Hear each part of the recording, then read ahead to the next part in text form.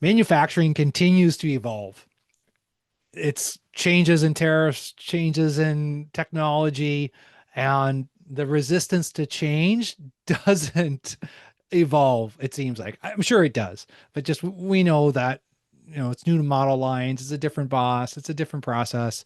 It's all challenging, and that takes a lot of resilience. And in manufacturing, we got pretty good resilience, but it also takes self-awareness, and that we're not so good at all the time. So I brought in my friend and expert Anne Bonney to the show. Welcome, Anne. Hey, thank you. So good to be here.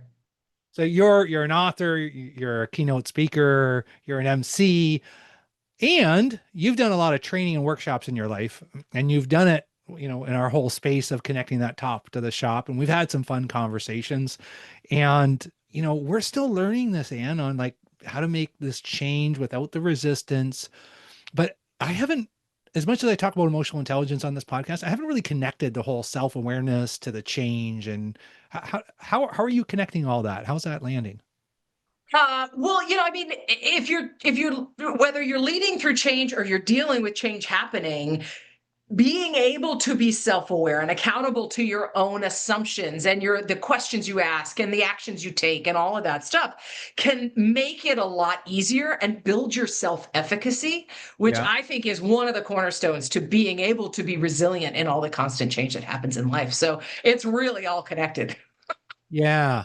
And it makes sense. Like once I read it and I'm consuming more of your material and it's just a matter of like, how do we connect that in our day-to-day conversations? So, and that's what I work on. And that's why my only way I get smarter is talking to people like you and learning like, so, what do you learn working with people? And when we don't have that self-awareness, like what, it's getting the stakes high enough. I find that it's got to be like there's got to be some stakes in it for people to want to be more self-aware, right? They got to understand like what's this costing me not to. Mm. And that's kind of the lane that I take. How do you see change when you're speaking, when you're working with clients and connecting that self-awareness if they're not self-aware? Well, and I think so many people think that discomfort is a stop sign. And I think that's what makes people stop. Like change is uncomfortable because our brains don't like unknowns. Yeah. And so we feel that discomfort, we feel the doubt, and we listen to all of that. And where self awareness comes in here is to be able to say, yeah, this is uncomfortable. And there's also a lot I have figured out. There's a lot I do know. There's a lot of resources I have. It's being able to look at both sides and saying, is this discomfort mean that a bus is coming and I need to get out of the way? Or does this discomfort mean there's just some unknowns? And if you're not self aware and you're not paying attention to what's happening in your brain, you're going to listen to that doubt. You're going to have that resistance and you're going to end up, where you've always been as the world flies by. Mm. Yeah, you make me think about, the heavy people that look like me, white male, 50s dudes that didn't grow up saying I don't know. And Mm. maybe that's part of like the connection you're making for us and it's just happening. Well, it's a boomer Gen X thing. I don't think it's a white dude thing. I Mm, think that's in that we were supposed mm, to know. We were supposed, yeah. and all of the thing that also we need to recognize and have the self-awareness around is that so many of the thoughts that we have come from a very good, very constructive Mm. place. They're completely ineffective and they're not helpful at all. And they came from a good place. They served us in the past. It's just being able to say, okay, now I know, how am I going to do something differently to get better results? And that's where some of that courage comes in to be able to Mm. say, all right, I don't know what's going to happen, but let me give this a shot and not rely on what I've always done. Yeah. And sometimes, you know, when I was lost at certain times, I would think courage was, just being that guy that would tell people what to do and hold them accountable and not be afraid. Well, I had courage. I wasn't afraid to, fire someone if I had to, or write somebody up.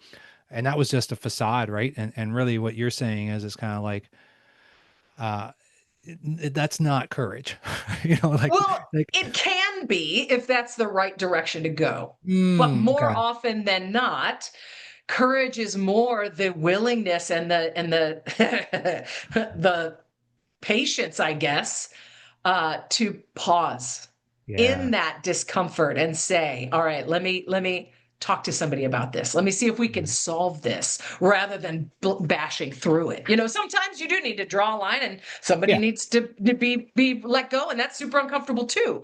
And more often than not, it's that slowing down and looking at the situation and saying, all right, maybe I don't know the answer.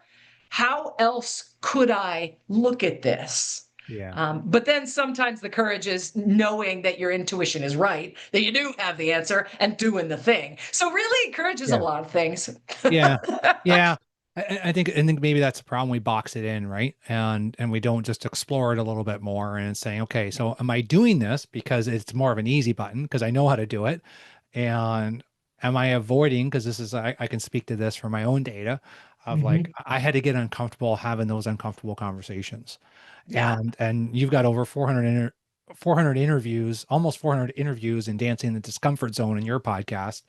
And I've been listening to that, right, and just kind of thinking, okay, I can see that reflection of like how I had to evolve, right? I had to become Mm. self-aware and just kind of understand more of like, okay. And I think what really transformed it for me was like having somebody else that I was working with that was really good at it. Like he was just more on the street, right? Where, I was university grad and I kind of went through more of the white collar lane and then ended up having a lot of hourly people in my department and was like, I got to get uncomfortable here. And like, how do you have it when two forklift drivers are getting upset with each other, right? And that was really uncomfortable for me, Anne. Right. Well, and I think the universe whispers at you, then it shouts at you, then it hits you in the head with a 2x4, which is what you're talking about. Like ending up in that moment where stakes are so high that you have to get uncomfortable. Yeah. What I'm trying to do with Dancing in Discomfort Zone, the podcast, the movement, what I say in my keynotes, is getting people to embrace that discomfort prior to getting hit in the head with a 2x4. Yes.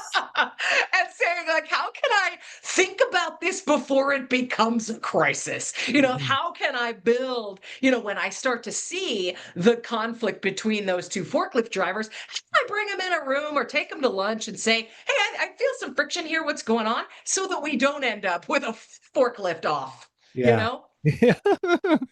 And so when you're speaking to audiences and if you've got that audience that maybe is not used to kind of hearing that, like in our whole energy, I call it like the energy construction, logistics, manufacturing space. And is there certain things that help people see that maybe I am, we think, oh, we love change, right? And it's like we're going to change the lines over and we're going to change this engineering change and we're going to do this. But then are we really applying that to our own personal development? And is there something that clicks for audiences for you? Like when you see like, oh, what do they say to you after?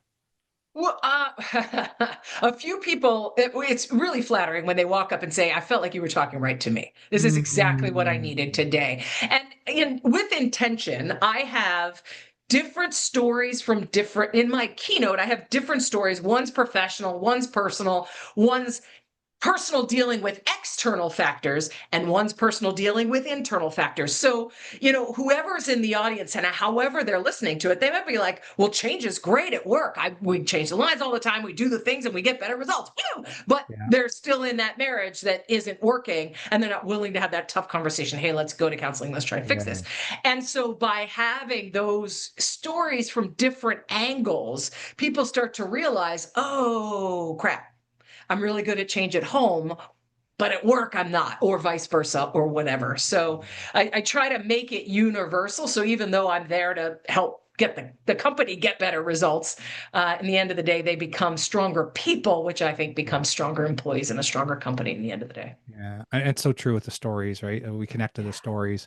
Is Punch It Margaret part of the story? Because I haven't It heard is. that It's one of story. my Okay, stories. okay, can you, because this podcast is less about lessons and more about stories. So please tell us. Okay, so one of the challenges that we have, especially when we're dealing with change and we're dealing with a lot of unknowns, is the risk of action. Right? Most of us can completely understand what it is to be an overthinker, to be a perfectionist, to want to see the whole path before we take any move. And the reality of life is sometimes we have to do stuff before we have the whole picture. And so Mhm. sometimes we need a little shove to get that 5 seconds of courage that we need to just make the move. It may not be a Mhm. big move, whatever. And the shove that I use, I learned from my grandmother, Margaret Bonney. She was a tiny little bird of a woman. She was like 5 feet tall, teeny, but she was an English professor and she had the look. And if she gave you the look, you were not moving until further instructions. Like it was like, good to go, whatever you need, I'll wait. And so, but she was also a very slow driver. And I don't know what happened, but she was slow almost to the point of being dangerous and definitely to the point of inconveniencing everybody in Greensboro, North Carolina. So one day we're driving along and my big brother's in the front seat. I'm in the back. We're teenagers, so we're already a little snarky about everything. We get to a four-way stop. Of course, she lets everybody go. And then when it's her turn, she gives everyone the look, everyone else at the intersection. So they make sure they know that it is her turn. And then when she deems it is safe, she inches forward, continuing to look at somebody, inches forward a little more, continuing to look at everybody. I mean, we get halfway through the intersection. She's still going like 2 miles an hour. And I can feel my brother's blood start to boil in the front Oh, seat. I mean, he's 16 years old. Like, he hates the world anyway. And all of a sudden, he turns to her and he yells, punch it, Margaret. punch it, right? Of course, she punched it. She hit the gas. She went through the intersection and then pulled over when it was safe to yell at him. But ever since then, like I use this punch it, Margaret, to get me to do the scary thing. It gives me that 5 seconds of courage, whether I'm walking in to have a tough conversation with my partner, or I'm going into a networking event and walk into a room full of strangers, or I'm getting up on a stage where I'm nervous, or I'm implementing a new process in my business. Like sometimes we need that. Okay, just do it. Let's not think Mm. about it anymore. Let's punch it, Margaret. And so I share that with my audiences. I usually give them all stickers, and it's super cool when people come back to me like, "Hey, I got here's I saw you here and here. Here's my water bottle or my notebook or my computer Ah, that's got the punch it, Margaret sticker on it." And it just reminds them that sometimes we got to take the action even though we're not ready. yeah. My mom's name's Margaret, so that Aw. resonates. But yeah, I can see that, right? Like having, just to say, you know what, just have the conversation, right? Like Mhm. just go and do this, right? And it's like, Yeah. oh, it's not a good time, or you got to catch it at the right time of the day, and it's kind of like, that's awareness of others, and we need some of that, but often we get in our own way, and Yeah. we need to punch it. And like, I just need to Right. put that video out on LinkedIn I've had on my camera for the last 4 weeks, and Exactly, exactly. We can come up with all sorts of reasons, but most of the time they're excuses and we just need to do the thing. yeah. Yeah. So the change, because I know you research this a lot, and Mhm. you've got this different level of knowledge that we don't have, and it's kind of like, so the change, when they're talking about change, is it more of just like the changes in procedures, or is it changes in people? Where is that, resistance, or is it all of it? It's everything. It's Okay. basically any change in how I thought it was going to go, Oh, right?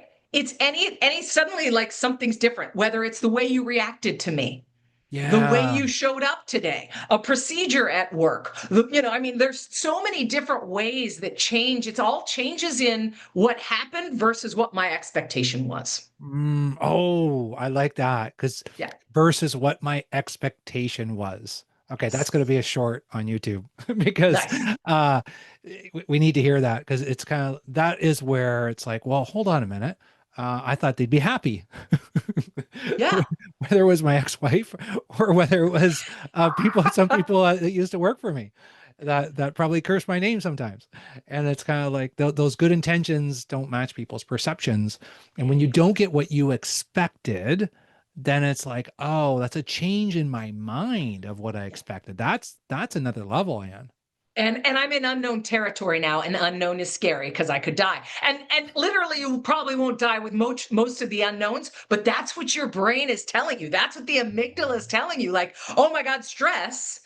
you're going to die. So Yeah. stop whatever you're doing and go back, And your brain, your amygdala is a freaky little thing. It just freaks out, it panics, it's got anxiety disorder. Where we need to be able to move that thinking around to the prefrontal cortex where all the logic is and where we're like, Yeah. okay, sweetheart, I call my amygdala Sally because she's a panicky little thing. I'm like, come on, Sally. I talk to her as a different being because she's not me. Yeah. And this is the separation that Mm. self-awareness brings, is to be able to say that voice of doubt, yeah, sure, it's something I Mhm. need to pay attention to, but it is 100% risk averse, and it's not taken into account all the things I've done, all the things I've figured out, all the things I've worked through, and all the things I've survived. And so, it's there to keep us alive, not to keep us thriving. Yeah, that helps Yeah. because when I think when that changes my thinking around change, right? Because it's like, okay, so now we're talking about like, hey, this person is off from what I expected. Mhm. So I can either go into the judgment mind of like, why wouldn't they be happy? And they should, and there's something wrong with them, versus, hey, I'm curious, how can I have Yes. that curiosity, right? How do I shift that prefrontal cortex to go into the curiosity zone and just kind of like, huh, that's not what Yes. I expected. Uh, what's a good way to ask that? Yeah. Well, it goes back to what you and I have talked about before. Being able to say, I don't know what's going to happen, and I don't have to know. Mm. I can get curious right now and say, okay, cool. Now I'm in unknown territory. Woo! All right, now what? Let's figure it out. So if people there's listeners driving into work today into a plant, and they're like, "Hey, I'm here in Anne. I want to dance in the discomfort zone today," and how do they start that conversation if they're not used to doing that? How do you get people started, on trying to bridge that conversation if they're not used to it? Yeah. Well, I mean, the first thing I tell people that they should do is recognize what they've figured out. Mm. Because being able to dance in the discomfort zone takes a level of trust in yourself. So taking a Mm. quick inventory of all the things that you've learned and figured out and lived through, and all the strengths that you have. And we don't live in a self-congratulatory society. So this is an uncomfortable thing for people. Yeah. And when you can sit there and go, holy crap, I have figured out so much stuff. I have these degrees and these certifications, and I worked through this and that and this and that. You start to, again, move that thinking to the logic part of your brain where you can say, you know what? I'm actually kind of a badass. And all of this stuff becomes a little less uncomfortable. But also another thing, and this is what I did my TEDx talk on, is if you really are change averse and you really don't like dancing in the discomfort zone, start small. Take a different route to Mm. work. Order something different at a restaurant. These little stupid, low stakes unknowns and Yeah. uncertainties can help be stepping stones to bigger discomforts, and help Mm. help you get there by choosing it, living through it, and then saying, okay, cool. Now I got that checkbox. What else can I do? Mm. Little steps. And if you're in the car or at your desk right now watching on YouTube, or you're thinking what I'm thinking, which is, okay, so what does that mean to me? Right. So where am I kind of stuck right now, Anne? And I think we're all of us listening to you could be thinking the same thing. It's like, okay, maybe it's not a different route, but maybe it's like, okay, and this is what, you helped me a little bit when we talked about I don't have to do everything, right? These self-imposed deadlines. Yeah. And maybe if I could slow down a little bit, and you talk about the pause, Mhm. right? The pause, and how do you get people to pause? Why is that so important? We the pause is important because we are so likely to jump to what we've always done. Again, your brain, when it's faced with change and an unknown, it wants to jump to what it knows. It wants to jump to habit. It wants to jump to what we've survived before. And when we build that self awareness and then we pause and say, okay, cool. I know and that's an option. Maybe how I've always Mhm. done it is the right way. And let me just take a sec to see if there's another way that might make more sense for today's problem. If I solve Mhm. today's problem with yesterday's solution, it might Mm. work, but It might not. And so, what that pause allows us to do is just open the possibility for other possible reactions and solutions. Yeah. And okay, every time you say, you get me thinking even just you're helping me think even deeper because I'm thinking, okay, so what are you seeing? Because I'm seeing a crisis in, especially in trades, of getting Mm. those Gen Zs to come in into that. So what are you seeing in your research and in your workshops that manufacturing, energy, logistics, what do we need to be more aware of? This goes down to what we talked about on when you and I spoke on my podcast. And it comes down to leadership. It comes down to everything that you are creating with your business and your speaking and your coaching. Um, it's about creating an environment that people want to come. Right. When something's changing, I mean, like in the world, everything changes all the time. It's the only thing I Yeah. can count on.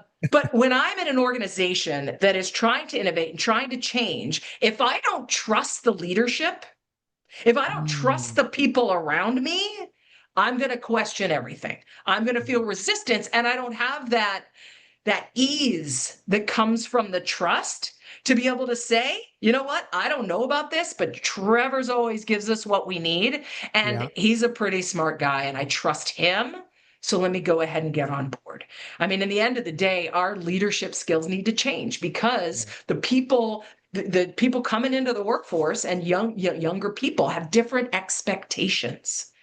And we can complain Mhm. about how we don't agree with it all we want. But in the end of the day, if we're not meeting them where they are, we have what? 417,000 open positions. They have options. They know that. Yes. If they don't feel Yeah. good about where they're going to work, we don't have a chance.